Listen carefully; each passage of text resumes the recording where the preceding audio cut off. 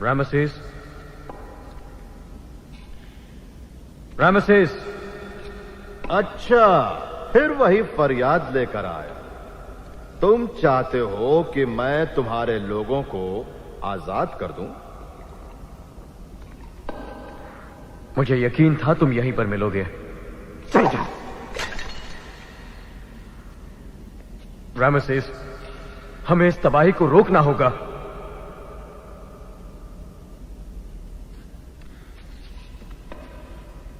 Ramesses, यहां देखो, मुझसे बात करो। तुम कम से कम मुझसे यहां पर तो बात कर सकते हो।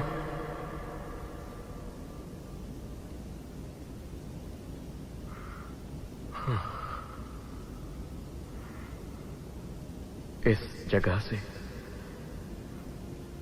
हमारी कितनी यादें जुड़ी हैं। तुम्हें याद है एक दिन कैसे तुमने इबादतगाह में देवताओं के सर बदल दिए थे?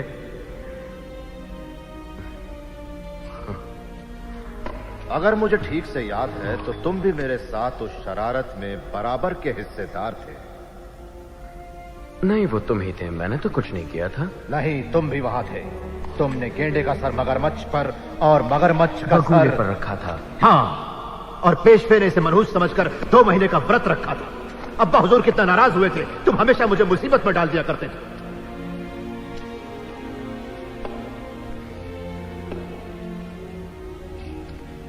पर फिर तुम हमेशा किसी न किसी तरह मुझे उस मुसीबत से बचा लिया करते थे।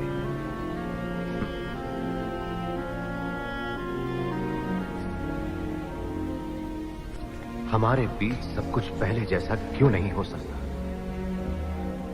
अब्बा हुजूर, यहाँ अंधेरा है, मुझे डर लग रहा है। ये यहाँ क्यों आया है? इसी आदमी ने ये सब किया है ना? हाँ, पर सोचना यह है कि उसने ऐसा क्यों किया। क्योंकि कोई भी सल्तनत मजलूमों की लाशों पर नहीं बननी चाहिए। रामेसेस, तुम्हारी यह जिद मिस्र को तबाही की तरफ ले जा रही है। तुम इसे रोक सकते हो अगर तुम इन इब्रानियों को आजाद कर दो तो। मैं तुम्हारी बातों में नहीं आने वाला और ना ही मैं डरने वाला हूँ। मैं इस सल्तनत का चमकता हुआ सितारा हूँ, यहाँ का बादशाह हूँ मैं। कोई खौफनाक बात होने वाली है, कुछ ऐसा जो पहले कभी नहीं हुआ। देखो, अपने अंदर की नफरत को निकाल दो, वरना वो सब खत्म हो जाएगा जो तुम्हें बेहद अजीज है। इस नादान बच्चे के बारे में सोचो। मुझे मत सिखाओ। तुम इब्रानी लोग मुसीबत के अलावा कुछ नहीं।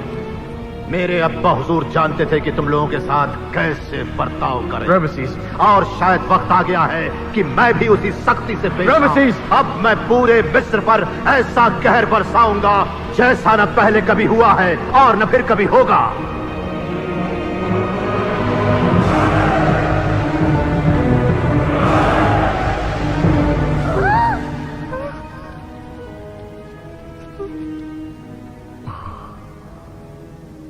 रामेसेस, अब जो होगा उसके जिम्मेदार तुम होगे।